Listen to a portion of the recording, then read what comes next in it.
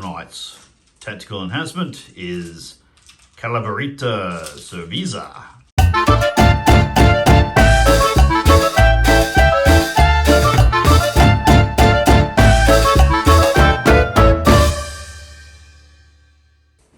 Tonight we're playing Warhammer 8th edition, 2,250 points each. And we're taking the Dark Elves versus Dogs, Tomb Kings. Doug, talk us through what you've got. Okay, we have 3 chariots with full command. Oh, look at that. Aren't they pretty? We have a unit of 6 of the skeletal horse archers. Well, 5 in their weird dog dinosaur demon thing. Which is the most accurate of them all, I would assume. And then we got 10 just generic skeleton archers. They do have the Master of Bows champion. Okay. Yep, champion. And then 32 skeleton warriors with spears, light armor and shields and full command. They look good. Thank you. I call them the skeletal wall, but it's a very crumbly wall. But I like how they look until they all fall to pieces. They do look pretty. And a screaming skull catapult. No upgrades on that. Classic. And Doug pointed out earlier that he still has the ammunition pile, which I've forgotten it even had.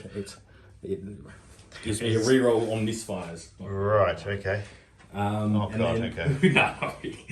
Then we have a War Sphinx count as old Dungeons and Dragons miniature. Here's the other War Sphinx over here.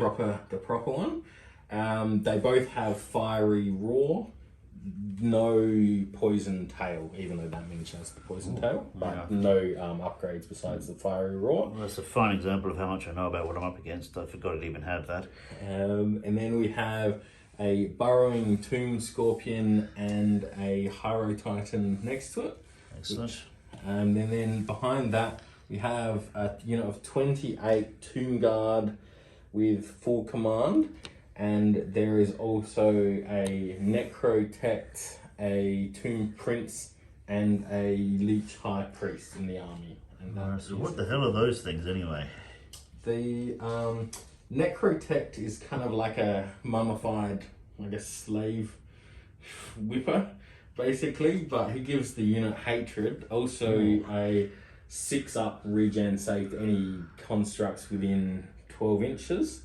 The Tomb Prince is this guy. He's, I guess, all right, that guy at the edge there. Not really the head of the army, because he is only a Tomb Prince.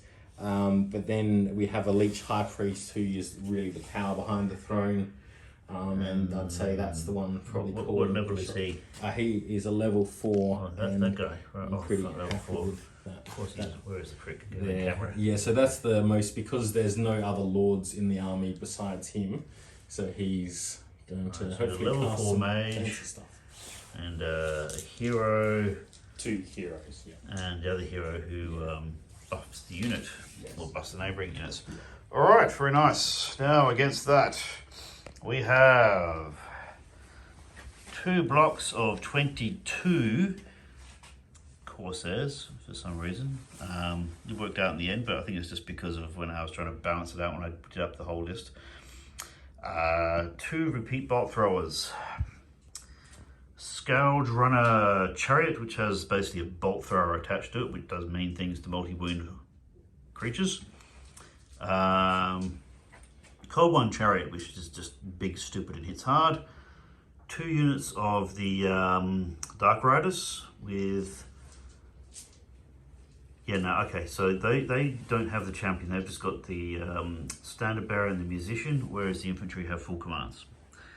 I brought 5 of these little pricks just for something different.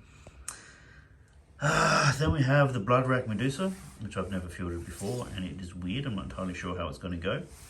Level 2 mage, Law of Darkness or whatever it is, the Dark Elf one, so that she gets the +1 to cast.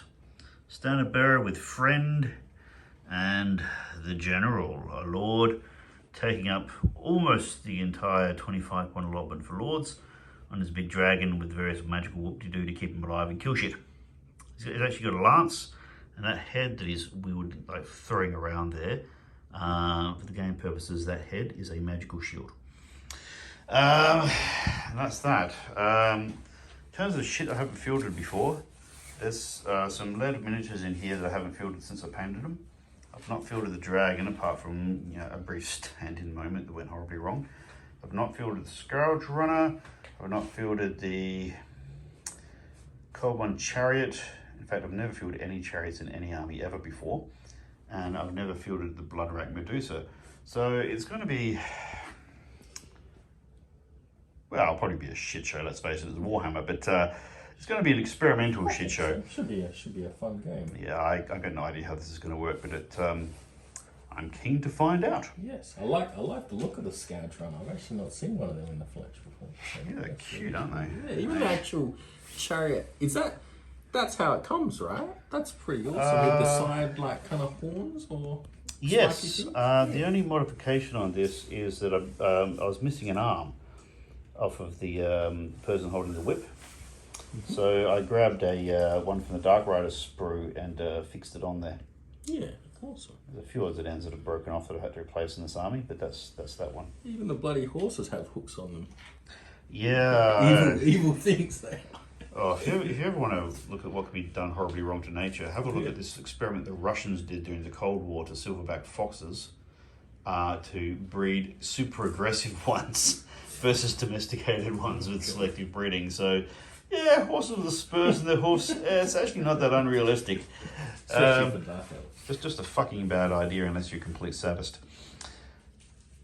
On that note, we should roll a dice and see who deploys first, and we'll work it out from there. Don't even know whose dice that is. I got 6. 2 and 6, alright. Well, I'll be deploying first, and we'll check in after deployment.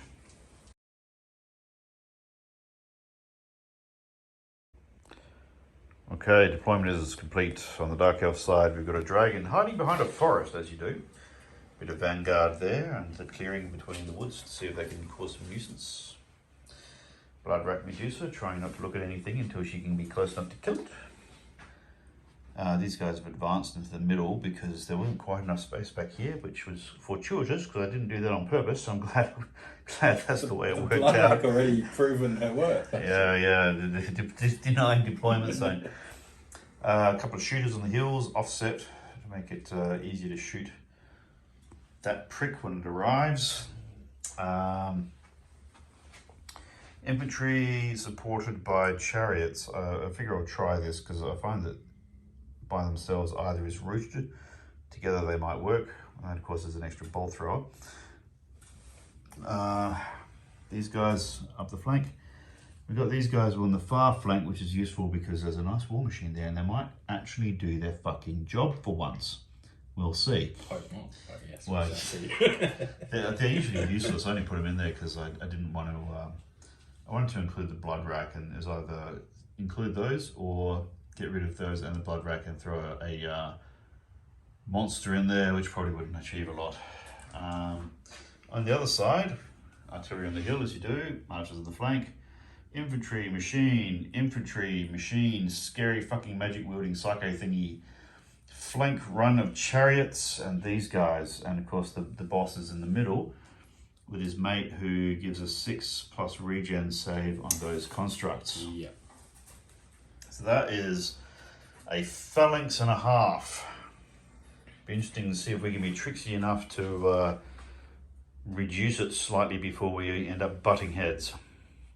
On that note, let's roll the dice. I think you get a +1. You actually finished deployment first. Okay. And 4 6. and 6. Well, you're definitely getting the first turn. That's 2 6s. Hopefully, it's a sign of things to come, and I haven't used up my 6s. I hope you've worn them out. We'll check in at the end of Tomb King turn 1.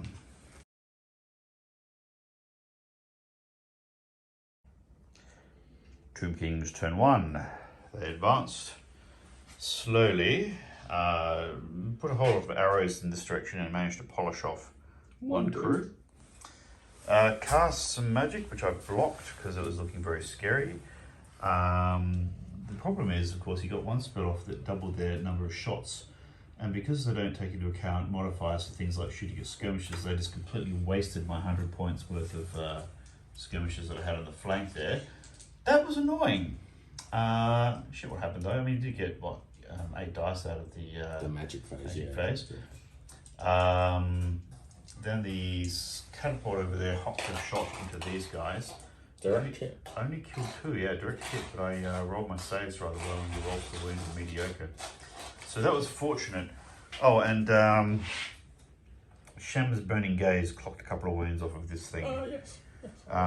Which was the bounce spell on that guy, which is the only multi-wound monster on the table, which has me thinking he was taking the presence of this bastard slightly personally. Yeah, he didn't want to get harpooned. And dragged around.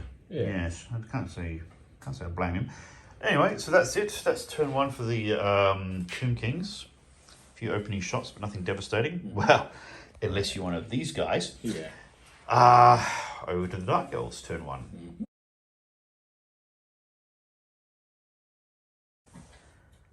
Dark Elf, turn 1, and the silliness is already in full swing. We move forward slightly here. Cav moved up at the double over here to shoot at them, picked off 2. We did think about shooting the War Machine, but then it would have been 6s to hit instead of 5, and then 6s to wound. As it is, I collected a couple of these guys on a good flurry of dice. We moved this lot up here, keeping the blood rack facing away from anything which might induce it to frenzy into charge when I don't want it to, because I want to get at least one round of shooting out before it barrels in. The general has moved here because there's a visibility corridor through here where he could see things to charge at if he decides to do so. I don't know if that's a good idea. They're still out of line of sight of the catapult. And these guys did not run. They moved into the trees and started shooting, but of course between movement, rapid shot and trees, they need 6s to hit, 5s to wound actually against those. Didn't do a thing. Now, the chariot shot at the obvious target and missed. One of these shot, hit, failed to wound. The other one Single shotted, hit, wounded, did 2. Saved 1 on the regen. Yeah, but the regen of 6 from whoever that character is, that guy, meant they only got 1 of those wounds, not 2. I was thinking it probably would have been smarter to waste these guys, but I didn't think of that. A bit too enthusiastic about pointing things at that guy. So that'll have to wait. But that's it. Oh, that's right, the magic. I forgot the magic. Yes. So we got 8 dice. That was fine against 5 for the defense. We buffed the strength of these guys by 1. That was fine. Then we 6 diced.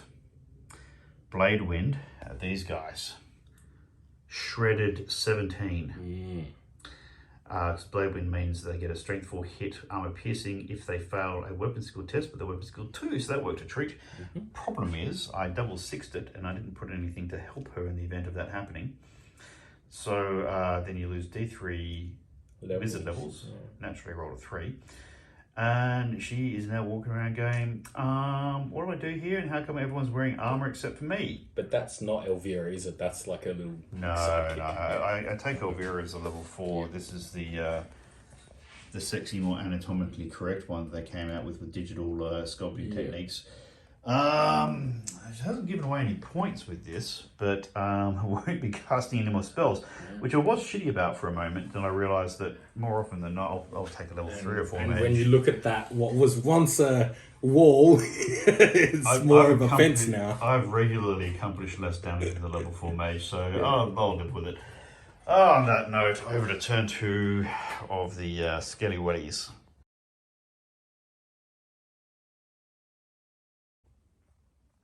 Turn to Tomb Kings. They advanced again. In the magic, they coughed up a thing that doubled the shots and attacks of all the units within 24 inches. So that was horrific. To do that, he threw 5 dice at it. 4 dice at it. Still miscast. Double 6'd. Managed to blow away 5 of his own guys from his own regiment, but then because the spell gives back D3 plus 1. Yeah, he got 2 of those back, so it really only killed 3 of his own guys. In the shooting, that did give me back these 2 as well. That's true. They only collected 1 guy this time, so that's okay. The stone thrower missed and ended up back here somewhere. Now there was some shuffling over here to try and avoid the consequences of what I parked on the flank. See how that works out. And these guys, who I really should have shot last turn and didn't, charged into my bolt thrower, and they completely failed to wound. But then these guys, with all their bonus attacks, etc., did 7 wounds. Yeah. Actually saved 2 of them, which is remarkable. I say for light armor. 5 of the 7. It was just the 2 that got through. Did I? I think I've only got light armor though. Yeah. Oh, okay. Yeah. Anyway, suffice to say, I was a bit optimistic to try and stop that sort of dicing, and he's now polished off a bolt thrower, which is a little frustrating. This one will be the next to go unless I do something about that. I don't know what that would be. The Tomb Scorpion did not appear yet, and that spell with its bubble did heal the Hydro Titan. It's 1 wound. How many wounds does that thing normally come with? 5, so it's back to 5 now. God, The plan was with my remaining dice to do another Shems on that chariot, but because I lost my dice, it was not to be. Yeah, because you lost power from the dice pool with the miscast. So it's all a bit touch and go. We'll go into turn 2 for the Dark Elves and see if we can lean this back in our favour.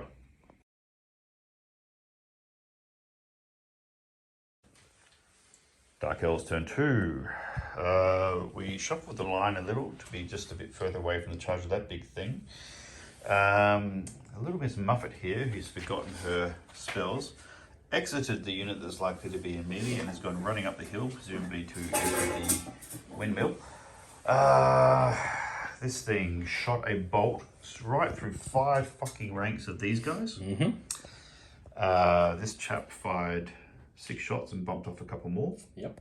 Then I remembered that I hadn't used the breath weapon. So I moved the dragon out behind the lines to hock a breath weapon at this, which I should have done first, and I would have collected twice as many targets if I'd done so.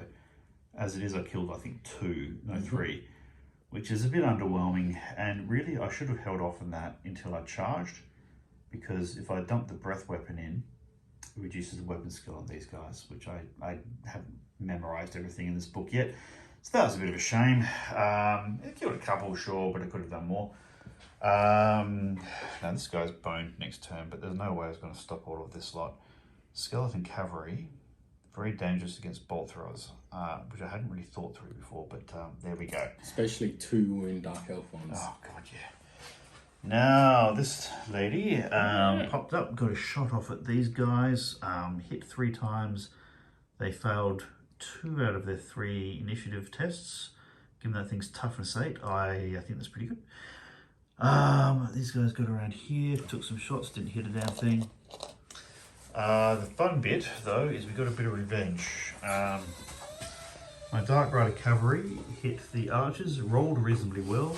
They rolled reasonably shit. Very well, actually. Killed 5. I killed 5, they killed 1 in return. The combat resolution, what with the banner, was enough to bump off the remainder, and we overran into the Screaming Skull Catapult, which is exactly what we need, even if it takes a while to kill. It does show that in this instance, that banner upgrade for 10 points was well worth it. That +1 made the difference. Yeah, it means we crushed all the way through. Yeah. So that's not bad, actually. We're getting somewhere now, which is good, because we've probably got 1 more turn of time to achieve something before it all turns to shit. So the less you're shooting at me during that period of time, the better. On that note, over to turn 3 for the Tomb Kings.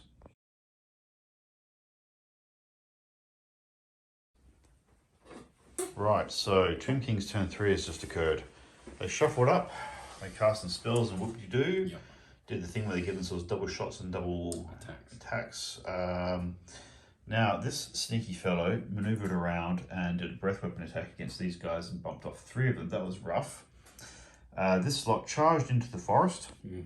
Lost 1. Lost 1. This is interesting. I lost 1. Then, because they cast a spell that buffs everything and gives back a couple of guys, wounds, it brought a wound back, which was just enough to bring 1 of them back. Now, they did charge in against the Medusa, which we figured could stand and shoot, who I think just didn't roll very well, and I think you got 1 hit and I passed my initiative. Passed your initiative, yeah.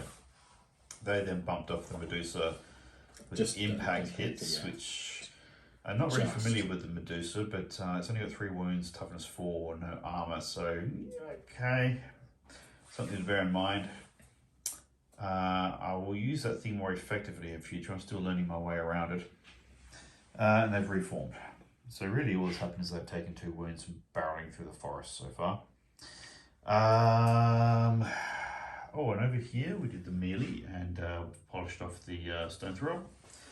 And over here they charged in and polished off the they've bolt taken thrower. 1 wound because they healed the 2 wounds because a dice +1. So yeah, they've taken. Oh, they've only got 1 wound down. This is getting more and more frustrating. Bloody magic. The scorpion appeared. Oh yeah, the scorpion appeared. It's supposed to be behind the Now, windmill. he placed it here, Scattered all the and way. it got lost behind the sand and appeared over here. Yes. That'll be entertaining the next turn. Anything else of note?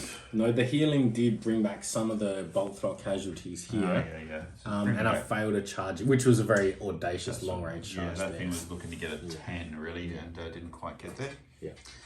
Okay, so into Dark Elves, turn 3. 3. God.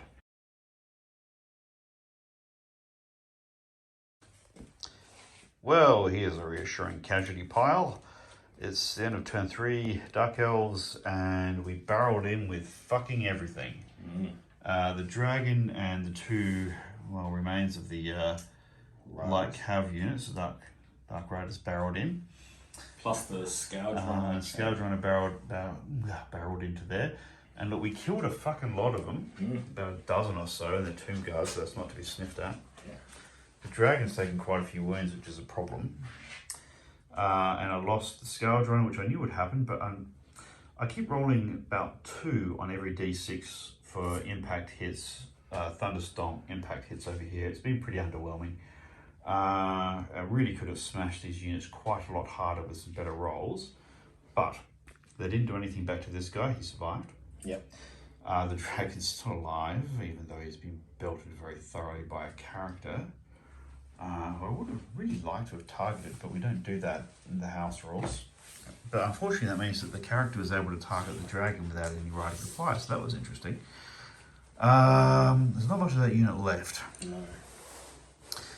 Yeah, my character killed 4 guys outright. That was pretty good. Dragon killed a few. It's worth noting my dragon hit only 2 out of 2 rolled 2 on the Thunderstomp and got a 1 for one of killed them. 1. And in the attacks, he rolled 5 dice to attack, needing 3s and only hit 2. So it's been pretty shit dice, I have to say. I think with good dice, I could have annihilated that unit, but we didn't get good dice. And to note, I had the extra attack spell still on them, which helped in terms of doing I wounds. forgot that I couldn't dispel that during my own magic phase. So that was quite a lot of hits. That's probably, it's With the back Tomb Guard getting 2, it definitely helped on those 3 dudes there. Yeah. There's a good 2 or 3 wounds in that. I did forget, unfortunately, the reroll was given by the Necrotech for the first half of that combat. So I probably could have killed that Dark Rider, but it was too late. As soon as they're running about. So this unit here killed the Scorpion, then decided to reform back a little bit to make it harder for these constructs to get in. Yep. These guys tried a ridiculous, they needed a 9 to barrel into there. If they'd made it, they would have finished them off and crashed through. It's worth the attempt, but it didn't work as it is. They'll get charged by that, and that'll be horrific. I'm thinking about what to do about that. And the mage decided to run into the tower and look all forlorn off the top of a windmill. So I'm pretty sure these guys are going to dismount and enter into there and beat her up in just a minute. Maybe. That's about it. Oh yeah, one of the considerations, right? There's a worry that these guys might charge the dragon in the flank, but they can't because that guy's in the way. And that's why you charge the Dark Riders, so they couldn't charge out of the way with me. I could have manoeuvred the Dark Riders out of the way, and there's only 2 of them left. But interestingly, one of them survived. He won't survive next turn, so I was throwing points away. But the general idea was to try and smash these pricks and maybe crash through, or at least leave so few that it didn't matter. We didn't quite get there. Could have been worse though. Anyway, turn 4 for the Tomb Kings. Yeah.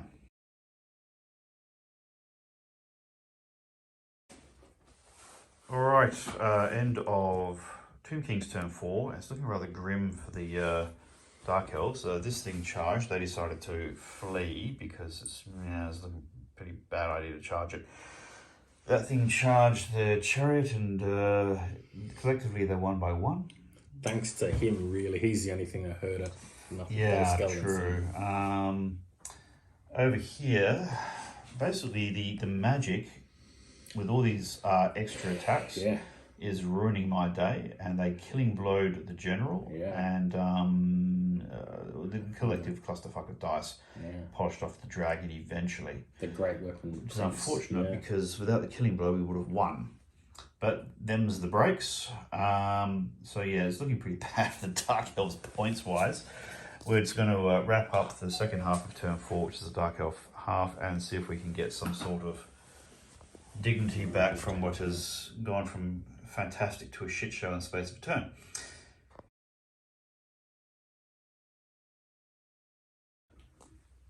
Alright, end of Dark Elf turn 4, and in a fine example of dice, we rolled 3 on 2 dice to charge, so they didn't quite make it. Barely hit a fucking thing there, although by some miracle they stuck around on the reroll with the standard. Killed one, I think, and that was a cold one that killed a dude, I think. Yeah, that's right. Yeah. And these guys rolled 10, then 11 on the reroll, so kept fleeing.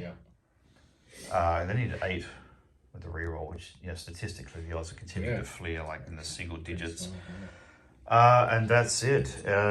What can I say? It was a great battle until it all fucking fell apart completely in the last last one turn.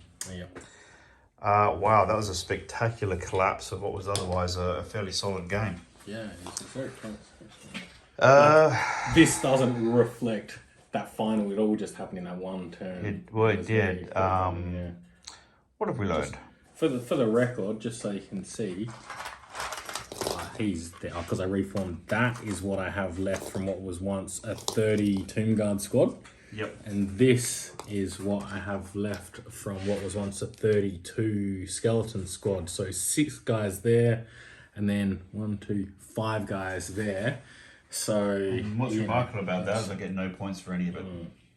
And to be fair, had I not been able to consistently get 1 or 2 back with my magic, they would all be dead. That's true. Because you literally have done more than 30 casualties. And it's just that one spell you kept getting off, and I think I threw like 6 dice to stop it, and it still wasn't enough. Yeah, that in hindsight, that your wizard losing its +2 to the spell, because he got I got with the Hyrule Titan, the magic bonus, I got the equivalent of 19 for my bubble cell, which is an 18. No, plus I think 1, so 20.